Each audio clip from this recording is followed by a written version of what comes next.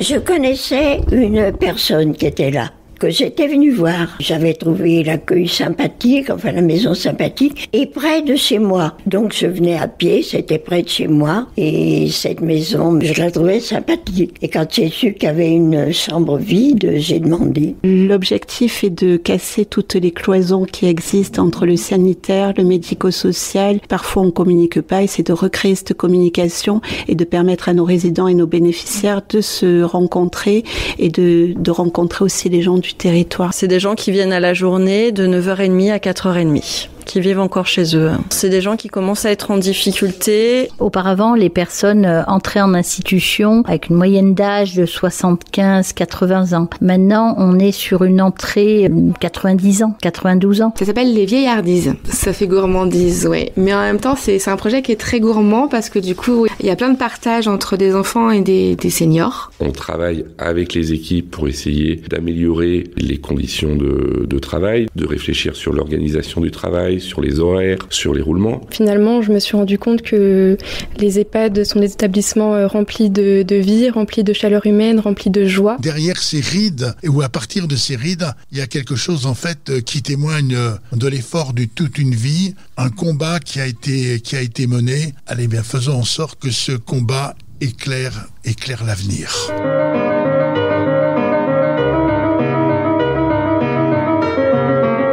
La Maison du Grand Âge, un podcast réalisé en partenariat avec Habitat et Humanisme Soins.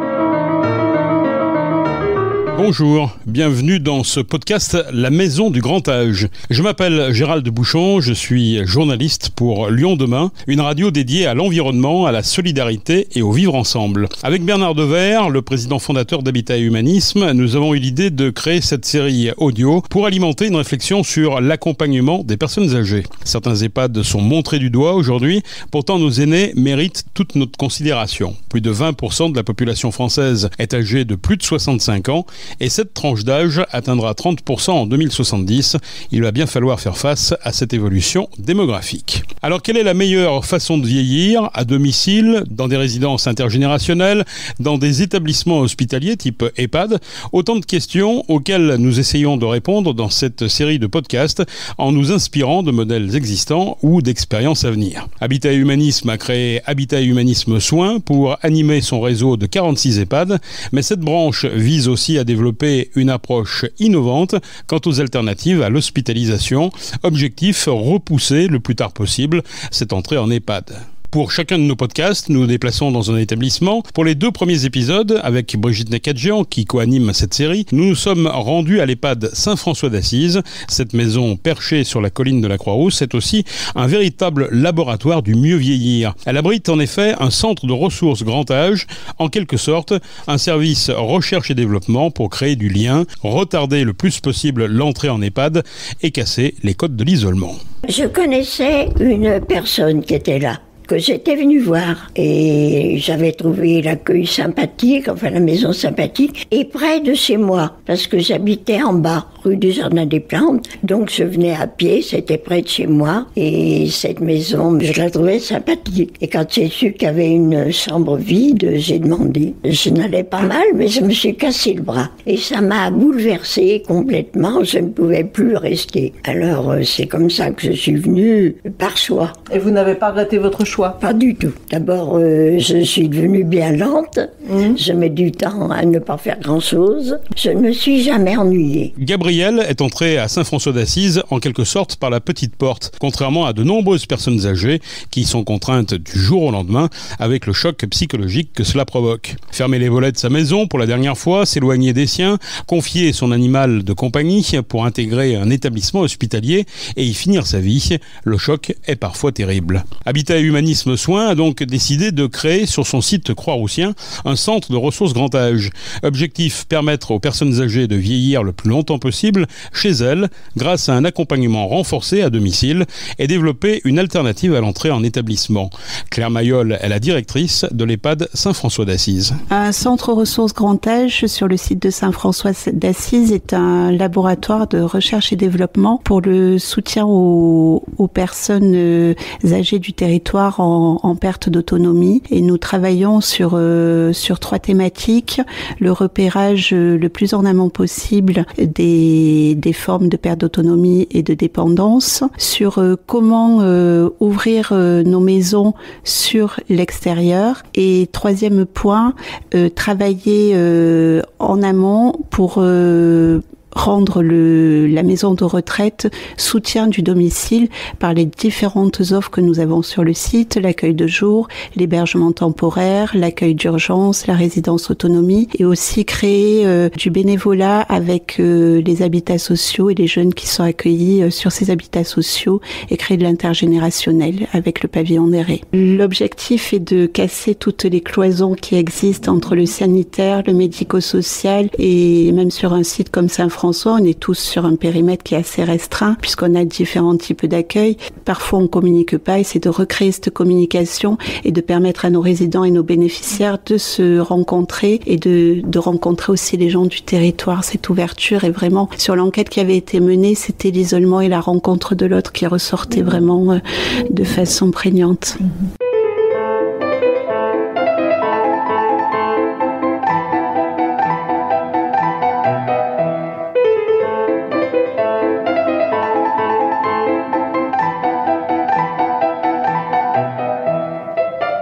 Je m'appelle Fanny Allard et je suis AMP à l'accueil de jour Saint-François d'Assise. AMP, c'est aide médico-psychologique. Ça veut dire que vous êtes là tous les jours à recevoir des gens qui ne font qu'aller et venir, si on a bien compris. C'est ça, c'est des gens qui viennent à la journée de 9h30 à 4h30. Qui vivent encore chez eux. C'est des gens qui commencent à être en difficulté, qui ont besoin d'aide à domicile, donc soit ils ont leur conjoint, soit ils ont des personnes qui viennent à domicile, aide de vie, kiné, etc. Et pour justement qu'ils puissent rester le plus longtemps possible au domicile, ils viennent aussi à l'accueil de jour pour stimuler un peu sur le plan cognitif, parce qu'ils commencent à avoir des problèmes de mémoire. Il y en a aussi qui ont des problèmes au niveau de la marche, mais ça reste encore gérable. Et comment se passe une journée à l'accueil de jour? C'est toujours le même schéma ou il y a des variantes? Alors, il y a une routine qui reste la même. Donc, ils arrivent vers 9h30. On fait un accueil avec un café. En général, on débriefe un peu le journal. On papote, en fait. Chacun papote un petit peu. Ensuite, on propose une activité de 10h30 à 11h30. On a le temps de repas qui est partagé tous ensemble. Après le temps de repas, il y a un temps de repos où chacun est libre soit de lire, de regarder la télé. Il y en a qui font là un petit peu la sieste. Et l'après-midi, de 3h à 4h, on repropose une activité. À 4h, une collation. Et à 4h30, c'est le départ. Pour la plupart, c'est un taxi qui vient les chercher et qui les raccompagne à domicile. Il y a une dame qui est encore en possibilité de retourner toute seule chez elle, donc qui rentre toute seule chez elle. Il y en a, c'est la famille qui viennent les chercher, c'est variable. La collaboration avec l'EHPAD dans lequel vous êtes installé, est-ce qu'on peut considérer que ça peut être un semblant de passerelle pour un EHPAD, ou est-ce que ce n'est juste qu'un partage, on va dire, de locaux et aussi des échanges entre les résidents? Ça peut être une passerelle. Il y a des gens qui sont à l'accueil de jour, qui sont actuellement au sein de l'EHPAD. Donc on partage souvent des fêtes, des activités, on fait des repas aussi ensemble parfois. Après, c'est pas forcément le cas. Il y a d'autres personnes qui continuent leur chemin, sont passées par l'EHPAD par la suite. Ça reste variable. Il y a des échanges entre justement ceux qui viennent à l'accueil de jour et les résidents à demeure ici. Ce sont des partages intéressants ou plutôt les gens semblent s'ignorer? Comment vous voyez les choses? Non, je trouve que les gens de l'accueil de jour, en fait, ils sont assez curieux de ce qui se passe à l'EHPAD. Justement, ils posent pas mal de questions et ils sont contents de voir des nouvelles personnes et ils vont plutôt à leur rencontre, en fait. Ils voient que ça se passe bien, puis comme on partage des fêtes ensemble, des temps d'animation, on apprend à se connaître, en fait. C'est une fois de plus l'humain qui gagne dans ce genre de relation. C'est ça. Le maintien à domicile le plus longtemps possible a aussi des répercussions sur l'âge moyen des résidents en EHPAD. Les établissements doivent s'adapter. Agnès Virlejeu est la directrice adjointe de l'EHPAD Saint-François d'Assise. Agnès a 30 ans de maison et a vu évoluer la prise en charge de la dépendance. Auparavant, les personnes entraient en institution avec une moyenne d'âge de 75-80 ans. Maintenant, on est sur une entrée 90 ans, 92 ans. Donc des personnes qui se maintiennent à domicile, et tant mieux, parce que c'est vrai que c'est très bien de pouvoir se maintenir à domicile. Les centres de soins à domicile ont beaucoup évolué et voilà, c'est très bien. Donc les personnes viennent chez nous quand elles commencent à être très dépendantes et que le maintien à domicile ne suffit plus, ou parce qu'il y a des troubles de l'orientation, et c'est souvent ça malheureusement qui fait que le maintien à domicile n'est plus possible en fait. Donc ça veut dire qu'au niveau de la prise en charge de la dépendance, on est sur une autre prise en charge, on est aussi sur une autre relation au niveau de l'animation, au niveau des participations de l'animation, parce que les personnes ne sont pas toujours en capacité de pouvoir participer aux animations telles qu'on les faisait peut-être il y a une quinzaine d'années. Donc ça veut dire il nous faut évoluer aussi. Voilà, mais on a de la chance d'avoir un établissement où on a une psychologue, psychomotricienne, ergothérapeute, animatrice. Donc ça veut dire une possibilité pluridisciplinaire de prise en charge et un partage des connaissances et des compétences, puisqu'on a aussi une unité de vie protégée sur l'établissement et un accueil de jour. Donc l'accueil de jour étant pour des personnes qui sont à domicile, dont les aidants ont besoin de pages un peu d'oxygène et donc viennent à la journée. Et l'unité de vie protégée, où des personnes ont besoin d'être dans un cadre sur un appartement, je dirais, fermé, parce qu'il y a la difficulté, si elles sont à l'extérieur, de se retrouver. Donc une obligation d'être dans un endroit qui est fermé. Après, on voit aussi que plus les personnes viennent âgées, plus leurs familles sont elles-mêmes âgées. Ça, c'est un vrai constat aussi. C'est-à-dire que quand on accueille des personnes de 90, 95 ans, c'est-à-dire que leurs enfants eux-mêmes ont 70, 75 ans. Ce sont des gens qui venaient à l'époque, il y a 20 ans, rentrer en structure. Donc avec des personnes aussi, quand ils placent leurs parents, quand ils trouvent une structure, sont eux-mêmes des fois fatigués, malades. Je veux dire, il y a aussi toute cette difficulté-là. L'accueil de jour est animé par des aides médico-psychologiques spécialisées dans l'accompagnement de personnes en perte de capacité cognitive, sous la supervision du médecin gériatre, d'une psychologue ou d'une infirmière. Mais d'autres professionnels interviennent également régulièrement, psychomotriciens, ergothérapeutes, animateurs ou animatrices. Des animations diverses et variées, pouvant profiter aux résidents comme aux personnes accueillies pour une journée. Audrey Blanchon est arrivée il y a peu à la Croix-Rousse, mais elle a 10 ans d'expérience dans cette mission d'animatrice, avec toujours la même volonté de s'ouvrir sur l'extérieur. Ça s'appelle les vieillardises. Ça fait gourmandise, oui. Mais en même temps, c'est un projet qui est très gourmand, parce que du coup, il y a plein de partages entre des enfants et des seniors. Des enfants d'une MJC et celle du Vieux-Lyon, qui du coup écrivent des courriers aux résidents pour leur demander un petit peu qui ils sont, quel âge ils ont, quel métier ils ont fait, est-ce que du coup ils mangent bien en EHPAD, est-ce que du coup ils font beaucoup d'activités, qu'est-ce qu'ils font comme activité. Donc voilà, il y a un lien qui est en train de se créer depuis maintenant 4-5 courriers échangés avec les enfants, et avec cette idée à venir que les enfants vont réaliser des marionnettes pour un spectacle. Ce spectacle fait écho à un spectacle qui est réalisé par deux chanteuses comédiennes qui, elles, ont beaucoup chanté en EHPAD et qui se sont dit, en EHPAD, il y a des personnes avec des histoires assez incroyables et ça serait bête de perdre toutes ces connaissances. Donc, elles ont monté un spectacle qui s'appelle Les Vieillardises. Et donc, l'idée, c'est que ce soit des enfants-là qui soient à l'initiative d'un projet un petit peu pareil. Une fois par mois, on fait venir un groupe des musiciens, d'un groupe de musique ou du solo pour fêter les anniversaires des résidents. On a eu, en début d'année, un accordéoniste diatonique qui nous a fait un petit peu voyager sur des airs irlandais, des airs issus des Balkans. On a également eu un spectacle de sitar, on a eu un quartet de jazz. Prochainement, on va avoir Maïwen qui présente un spectacle irlandais, donc elle chante, elle danse, elle fait des claquettes et elle joue du violon. L'idée est de proposer un spectacle par mois un petit peu différent pour fêter les anniversaires des résidents, passer un bon moment, et aussi pour découvrir finalement, pourquoi pas, des cultures un petit peu nouvelles. On apprend à tous âges.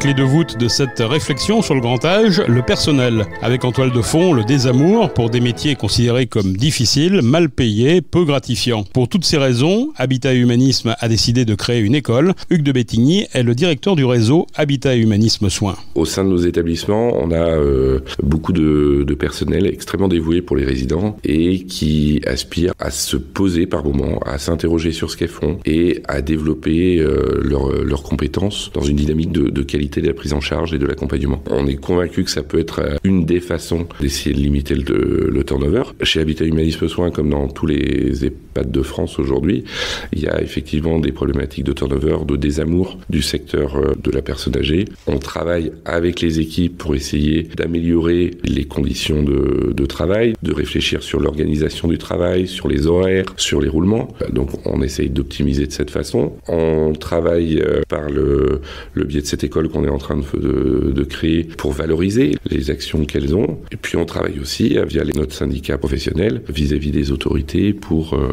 essayer d'améliorer la condition de nos salariés. Il y a eu des efforts importants qui ont été faits, il faut le reconnaître. Les mesures Ségur, ça représente pour beaucoup de nos salariés une augmentation de 14%, donc c'est quand même important.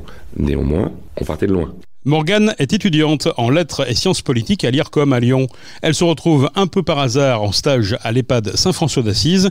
C'est avec une certaine appréhension qu'elle intègre son poste, mais très vite, Morgane découvre un univers loin des préjugés. Forcément, mes études sont plus orientées politique, relations internationales. Donc, je cherchais à faire un stage plutôt auprès d'ambassades, de députés. Mais c'était très compliqué à trouver et je n'avais toujours pas de stage en décembre alors qu'il devait s'effectuer en janvier. Donc, ma responsable d'année m'a parlé de ces deux EHPAD, du Centre de ressources Croix-Rousse Grand Âge et d'Habitat Humanisme. Je me suis dit que ça pourrait être très intéressant parce que je ne connaissais pas du tout ce secteur et qu'on a quand même beaucoup d'a priori sur ce secteur. Au tout début, j'avais beaucoup d'appréhension. J'avais peur du contact avec les personnes âgées, peur de me retrouver dans tous les préjugés que j'avais. Mais c'était une très belle surprise parce que j'ai été accueillie de manière très chaleureuse.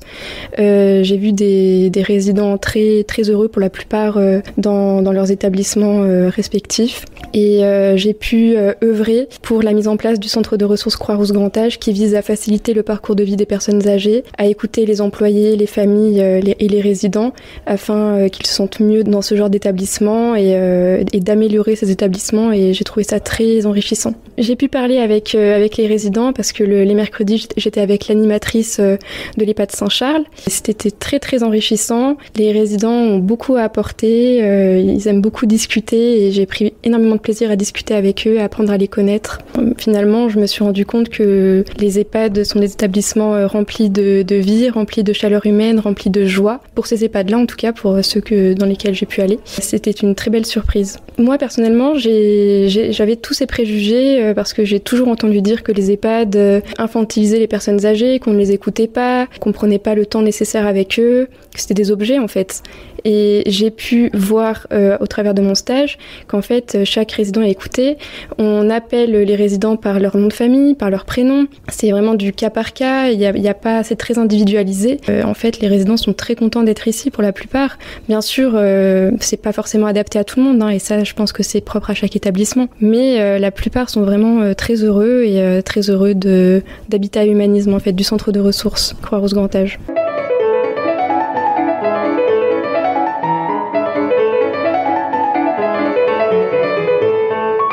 Bonjour Bernard Devers.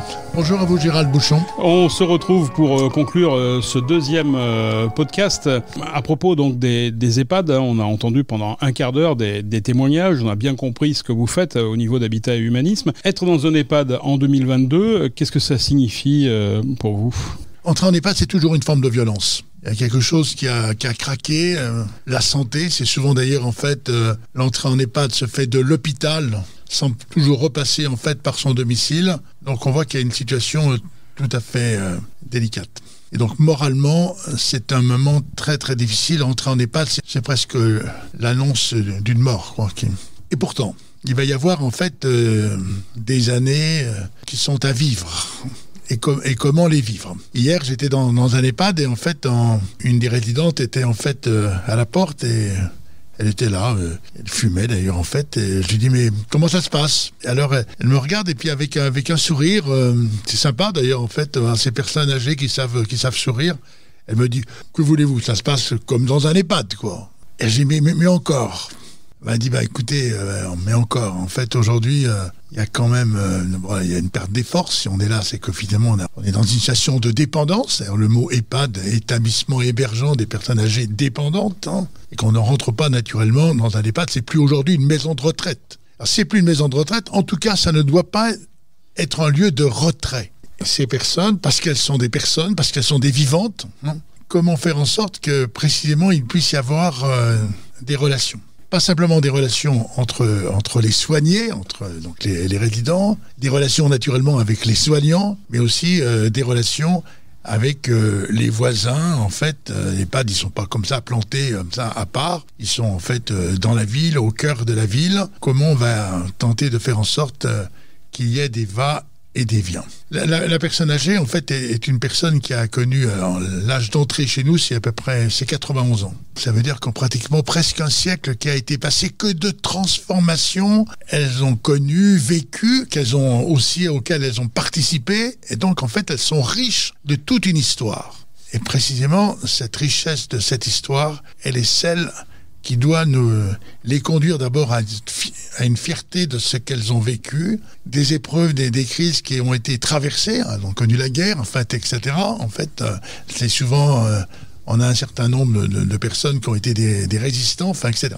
Et donc, il y a toute une histoire. Comment cette histoire, on va pas simplement en avoir le souvenir, mais une mémoire qui va devenir une mémoire d'avenir, et faire advenir à la fois les personnes qu'elles vont rencontrer, en fait, en disant mais ce que vous avez vécu, mais c'est formidable, ou ça a été très difficile, mais comment vous êtes arrivé à traverser ces moments. Et donc en fait, on voit bien que là on a des acteurs qui pourraient aider notre société, en fait, souvent dans une forme d'accablement, de trouver en fait des raisons de vivre. Bien, il faut que dans ces EHPAD, on donne aux résidents ces raisons de vivre et de leur dire en fait ils sont absolument pas à part, surtout que notre société ne se sente pas quitte avec ces personnes, parce qu'en fait on a mis des financements parce que les chambres sont correctes, enfin, etc. Ces personnes attendent plus, elles ont bien raison d'attendre plus, et il faut tenter de ne point les désespérer. Alors comment vous, Habitat Humanisme, entreprise de l'ESS, l'économie sociale et solidaire, comment vous faites pour justement que ces EHPAD, puisque vous en avez 46, je crois, au dernier recensement, soient un lieu de plus grande solidarité? Alors vous posez bien la question, un lieu de plus grande solidarité.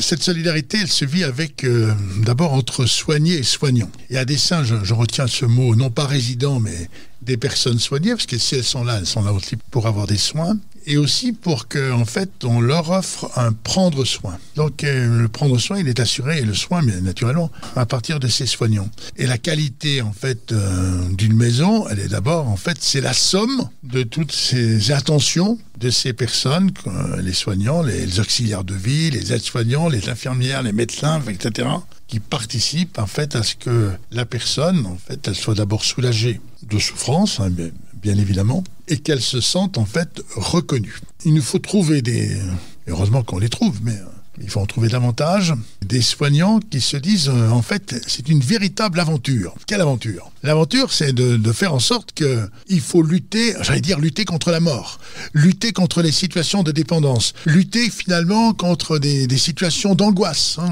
Et donc, il faut que ça soit des lieux qui soient des lieux où il y a un supplément d'âme, des lieux véritablement de vie.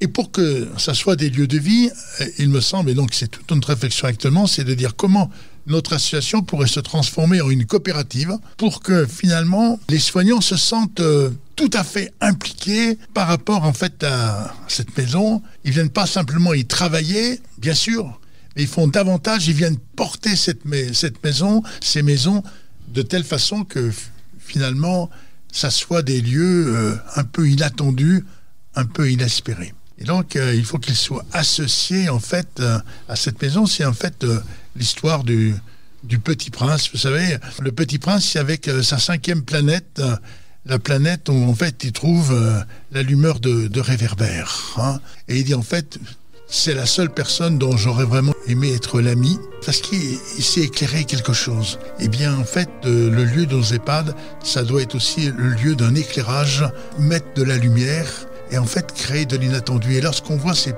le visage de ces personnes âgées, ces visages ridés, mais derrière ces rides, ou à partir de ces rides, il y a quelque chose en fait qui témoigne de l'effort de toute une vie, un combat qui a été mené. Allez bien, faire en sorte que ce combat éclaire l'avenir. Merci Bernard d'avoir conclu ce deuxième épisode de la Maison du Grand Âge. Merci beaucoup. Merci à vous Gérald, merci. Merci à Brigitte Nakadjian qui a participé à cet épisode.